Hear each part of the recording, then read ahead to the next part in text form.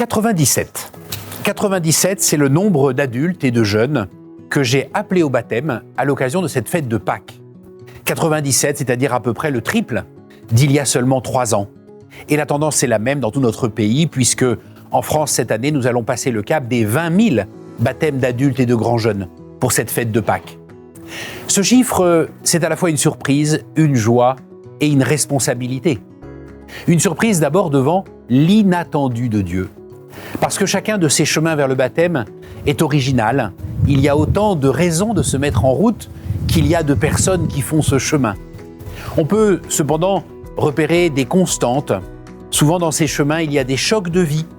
Chocs comme des épreuves de maladie, de deuil, qui amènent à s'interroger sur le sens de la vie, mais aussi chocs positifs comme une naissance par exemple, qui incite ce jeune papa, en recevant sa fille dans les bras, à se poser au fond la question du sens de la vie et à se mettre en route vers le baptême.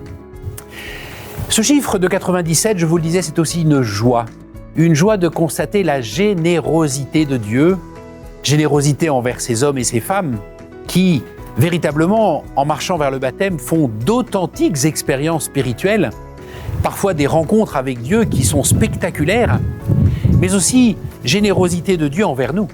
Parce que ces nouveaux baptisés, c'est du sang neuf donné à nos communautés. Ce sont des forces vives qui sont données à l'Église pour renaître. Voilà pourquoi ce chiffre, c'est aussi une responsabilité.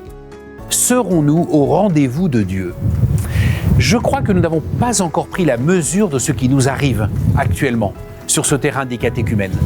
J'en veux pour preuve les assemblées paroissiales que nous venons de vivre, où souvent, lorsque nous nous interrogeons sur l'avenir de la mission dans l'Aude, les catéchumènes sont à peine mentionnés, parfois pas du tout.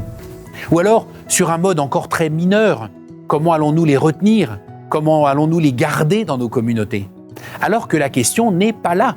La question n'est plus là. La vraie question, c'est comment vont-ils nous transformer ? Comment ces hommes et ces femmes, avec leur manière nouvelle de croire, avec leurs histoires différentes de celles des vieux croyants, vont-ils donner à nos communautés un visage nouveau ? Voilà le défi.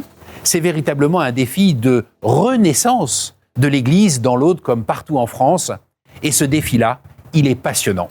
Alors, joyeuse Pâques à tous.